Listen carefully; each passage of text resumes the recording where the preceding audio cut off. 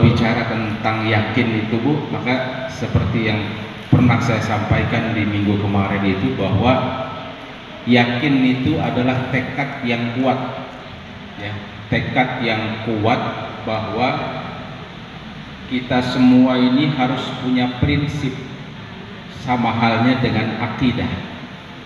Akidah itu keyakinan, ya. Namun keyakinan kalau tidak diiringi dengan tawakal sia-sia. Kenapa? Karena kadang kita yakin nih bakalan nomor sekian yang menang jadi capres, misalkan begitu. Ya, misalkan. Tahu-tahu yang dia pilih gak menang, kan begitu. Wah, curang itu, misalkan begitu dan sebagainya. Nah, artinya apa? Karena nggak ada tawakal di situ. Artinya apa? Kalau tawakal maknanya itu adalah berserah diri kita kepada Allah Subhanahu wa Ta'ala. Maka penting untuk kita yakin diiringi dengan tawakal. Ya, sama halnya dengan ibadah kita kepada Allah. Kita harus yakin kita sebagai seorang muslim, sebagai orang yang beriman kepada Allah, ya, kita melaksanakan ibadah 5 waktu, kemudian bersedekah, ya, kemudian kita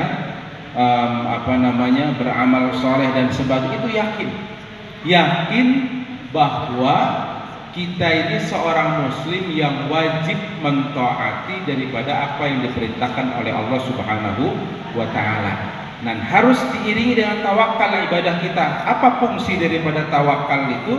Fungsi daripada tawakal yaitu berserah diri. Artinya apa?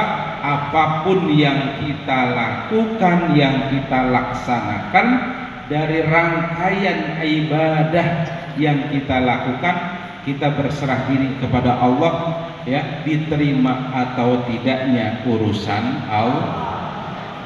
Makanya tawakal, ya.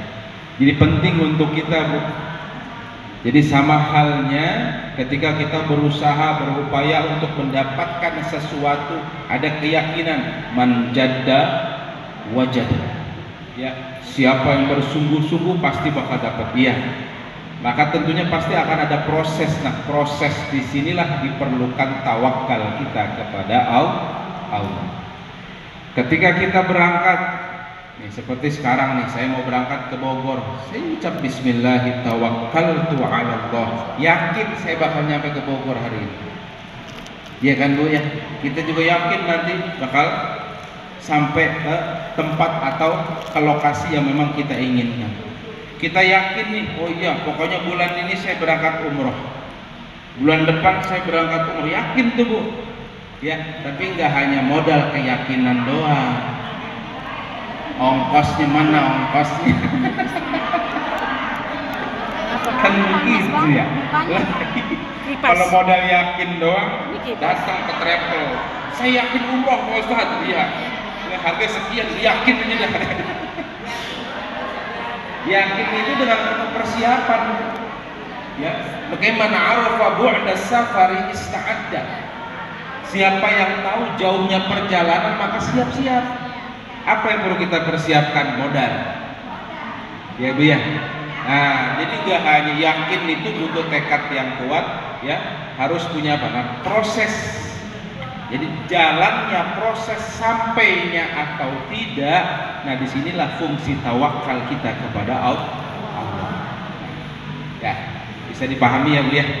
Nah, hadis Nabi Shallallahu Alaihi Wasallam, Adi bin Abbas radhiyallahu anhu qala Rasulullah sallallahu alaihi wasallam, uridat alayya al-umam fara'aitu an-nabi wa ma'ahu ar-ruhayd wan nabiy wa ma'ahu ar-rajul war-rajulan wan nabiy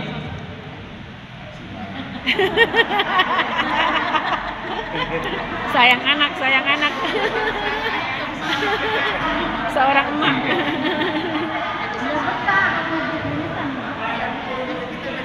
wan nabiyyu laisa ma'ahu ahadun idh rufi'a li sawadun 'azim fa dhanantu annahum ummati faqila li hadha Musa wa qaumuhu walakinna unzur ila al-ufuq fanazartu fa idha sawadun 'azim faqila li unzur ila al-ufuq al-akhar fa idha sawadun 'azim faqila li hadhihi ummatuka wa ma'ahum sab'una alfan yadkhuluna al-jannah bighairi hisab wala 'adab.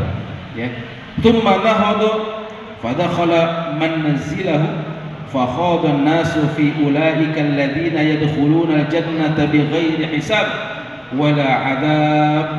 Faqala ba'duhum فلعلهم الذين صحبوا رسول الله صلى الله عليه وسلم وقال بعضهم فلعلهم الذين ولدوا في الإسلام فلم يشركوا بالله وذكروا أشياء فخرج عليهم رسول الله صلى الله عليه وسلم فقال ما الذي تخوضون فيه فاخبروه فقال هم الذين لا يرقون ولا يسترقون ولا يتطيرون وعلى ربهم يتوكلون.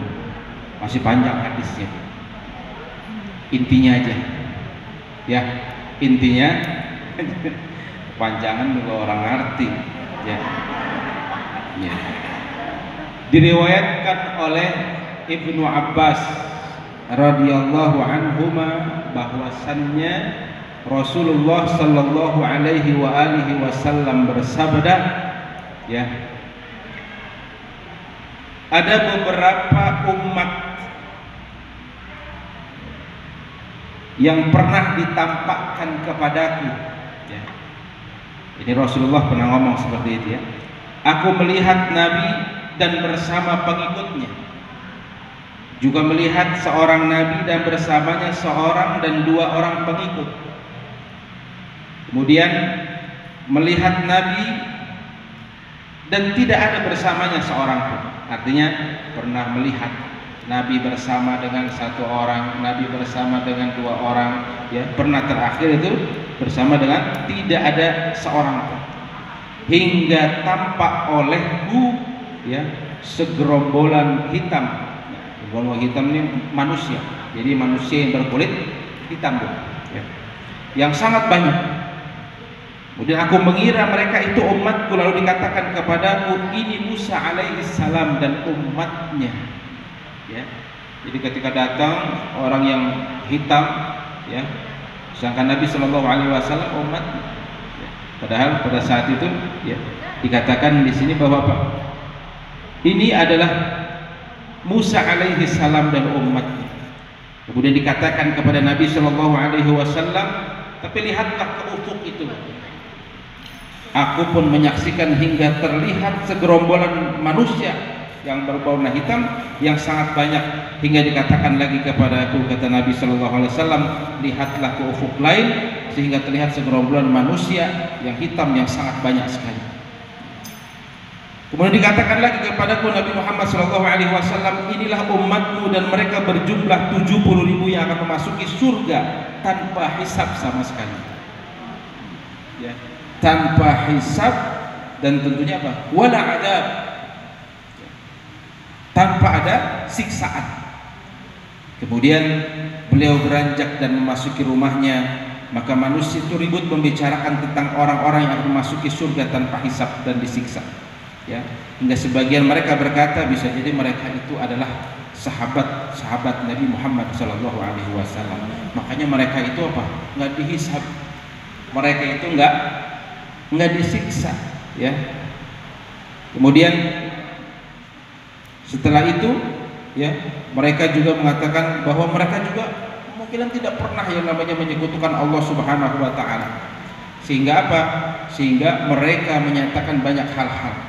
Kemudian setelah itu Rasulullah Shallallahu Alaihi Wasallam menemui, ya, mereka yang ribut-ribut begitu tuh, ya. Kenapa sih? Wah, jangan-jangan tuh mereka emang sahabat Nabi yang memang rajin ibadahnya, ya kan? Selalu apa namanya, ya nggak pernah lepas dari agama Allah dan sebagainya, ya. nggak pernah menyekutukan Allah dan sebagainya. Kemudian setelah itu Nabi mendengar dan ngikut nimrung, kalau bahasa orang Tambun, ya, ikut nimrung. Nah, kemudian Nabi Shallallahu Alaihi Wasallam berkata kepada mereka, apa yang sedang kalian ributkan? Ya. Kemudian mereka pun beritahu beliau, lalu beliau berkata, ya, apa kata Rasulullah Shallallahu Alaihi Wasallam? Mereka adalah orang-orang yang tidak meruqyah dan tidak meminta diruqyah. Ruqyah, ya, kalau kita kan terkenal kalau ruqyah itu diobatin dengan cara kita baca Al-Quran, keluar setannya semua. Kalau bahasa orang kita begitu, ya. Kemudian tidak pernah yang namanya bertatoyur. Apa itu? Menganggap sial pada binatang atau kepada sesuatu benda, dan hanya kepada Allah mereka bertawakal. Apa maksud dari sini? Artinya mereka tuh nggak pernah meminta untuk diruqyah, ya. Kenapa? Karena merasa mereka sudah dekat kepada Allah, dan mereka tidak pernah bertatoyur. Apa tatoyur itu, Bu? Nggak pernah ngeluh kepaduk batu, batu sialan, duh, ya Bu ya. Sama saya guys, sering kepaduk, Bu, ngikutin almarhum dulu, almarhum lah, kagak ada angin, gak ada apa, toto kepaduk, tuh, ya Allah, itu namanya bertatoyur, ya.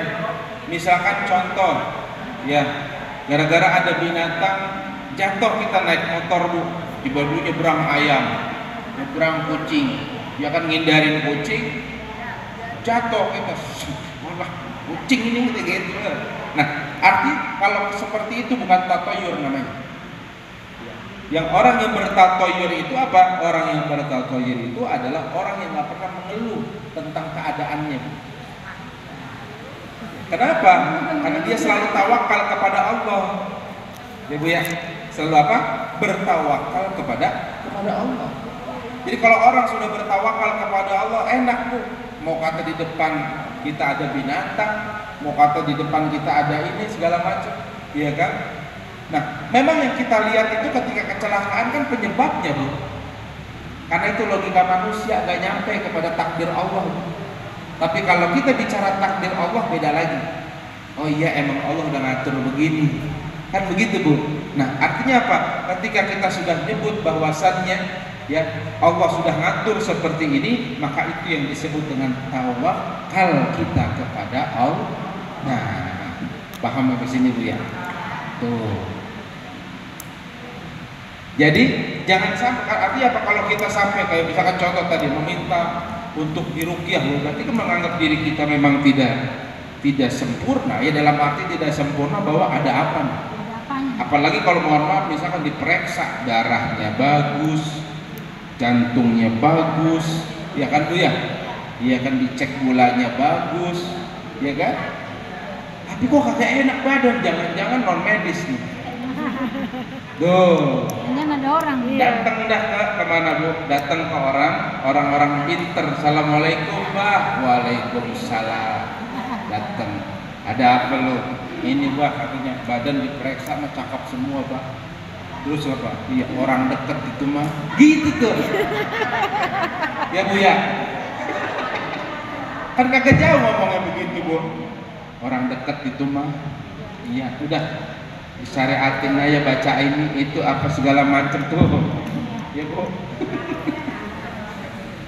Nah, makanya tawakal itu tergantung sugesti. Makanya saya katakan kemarin itu obat bodrek sama paramek kandungannya sama, ya kan, buat ngobatin biar kagak puyeng, kan begitu. Tapi kalau kita lebih tawakalnya, lebih sugestinya itu mengarah kepada bodrek, ya, sugestinya mengarah kepada bodrek, bodreknya habis, akhirnya beli paramek, karena sugestinya kagak yakin nih paramek nyembuhin kita, jadi kagak sembuh, kan begitu. Nah, ini nyebut produk, nah ini buat contoh saja, ya, misalkan seperti itu. Nah kalau misalkan kita yakin bahwa air yang kita minum ini jadi penyembuh kita dengan wasilah atau fadilah daripada suratul Fatihah, sebelum kita minum kemudian baca suratul Fatihah, setelah itu apa? Setelah itu sembuh. Nah ini yang disebut dengan sugesti. Nah sugesti itu balik kepada tawakal kita kepada Allah. Nah makanya Nabi Muhammad SAW itu ya jangan sampai ketika terjadi keributan di dalam hadis Nabi SAW, ini ribut apa nih? Ribut kagak jelas. Ya kan, ribut-ribut gak ini dan sebagainya kan? Ya, nah artinya apa? Bahwa Nabi SAW menjelaskan bahwa orang yang memang diruqyah maupun meminta ruqyah, ya dalam arti di sini bahwa apa? Mereka itu tidak meruqyah dan tidak meminta untuk diruqyah. Walaupun kan memang dalam bahasa ruqyah itu katanya sunnah Nabi kan gitu. Ya, pengobatan segala macam sunnah Nabi ya, tapi jangan disalahartikan Bu. Ya, ruqyah bagus. Ya, kenapa? Karena kita mendengarkan lantunan ayat suci Al-Qur'an untuk terhindar dari syaitan ataupun jin yang ada di ya jin-jin jahat lah, ada bahasa mah begitulah. Ya kan biar keluar semuanya. Nah, itu balik ke sugesti. Ya kalau sugestinya kagak yakin dibacaan Al-Qur'an jin kagak keluar, ya kagak keluar-keluar. Karena balik ke sugesti. Nah, saya bilang sugesti. Covid itu karena sugesti. Dulu kan pernah ada cerita orang-orang sufi. Ya, nah cerita ada orang-orang sufi ketika lagi nongkrong orang sufi itu ketemu sama malaikat. Ya, ketemu sama malaikat pencabut nyawa. Lu mau kemana lu? Kalau bahasa orang kita begitu lu. Ono mau nyebarin wabah. Ya, mau nyebarin wabah. Nah, itu mau yang kena virusnya itu sekitar 1000. Oh iya, iya kan? Itu mati semua mati. Iya kan? Pas pulang toto 10.000 yang meninggal, yang dikasih wabahnya 1000, tapi yang meninggalnya 10.000 kan ditanya lah kenapa seperti dia? Yang 1000 mah karena penyakit, yang 9.000 itu karena sugesti. Paham ya Bu ya? Karena sugesti. Karena sugesti akhirnya apa Bu? Kepikiran. Ya kepikiran ya Allah ntar saya kena nih, ya Allah ntar saya begini, ya Allah ntar begini, akhirnya kena juga. Nah, tapi kalau misalkan kita iringi dengan keyakinan bahwa semua penyakit itu datang dari Allah, likulli da'in dawaun. Setiap penyakit ada obatnya. Ya. Setiap penyakit pasti ada obatnya. Makanya nggak mungkin Allah muji kita di luar dari kemampuan kita. Udah pasti Allah muji, udah pasti di dalam posisi yang tentunya kemampuan kita dan tidak mungkin di luar daripada kemampuan kita.